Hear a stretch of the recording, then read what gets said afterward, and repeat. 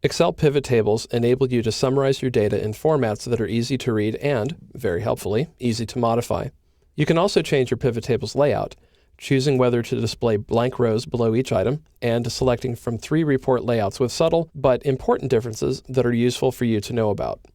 By default, Excel pivot tables have no blank rows after an item ends. In this pivot table, there's a subtotal here for yearly sales in 2010, but there's no gap between the summary of 2010 and the last month, December of 2009. If you want to add a blank row there, you can click any cell in the pivot table, and then on the Design Contextual tab, click the Blank Rows button, and then click Insert Blank Line after each item. When you do, Excel inserts the blank line. If you want to get rid of it, again on the Design tab, click Blank Rows, and click the Remove Blank Line after each item button. As I mentioned before, there are 3 report layout options that display pivot table data in slightly different ways. The first layout I'd like to show you is called Outline View. To display a pivot table in Outline View, go to the Design Contextual tab, click the Report Layout button, and then click Show in Outline Form. Outline Form moves each row label over one column so there's a horizontal gap between them. The first entry under each item, in this case months as part of years, starts 1 row below the header. This view makes it easier to pick out divisions within a pivot table by scanning down the appropriate column. Finally, notice that Outline Form puts subtotals at the top of each group. Tabular Form is similar to Outline Form, but Excel aligns the first detail row with the header and displays the subtotals at the bottom of each group. To display a pivot table in tabular form, on the Design Contextual tab, click Report Layout, and then click Show in Tabular Form. Finally, you can display your data in compact form.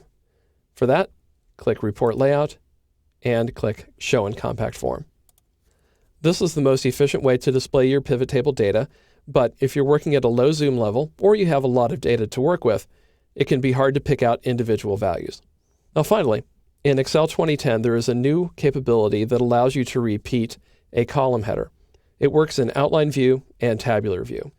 So I'm going to switch back to Outline Form, clicking Report Layout, Show in Outline Form. My goal is to have the year 2009 appear next to each of the months in the year, so January, February, and so on.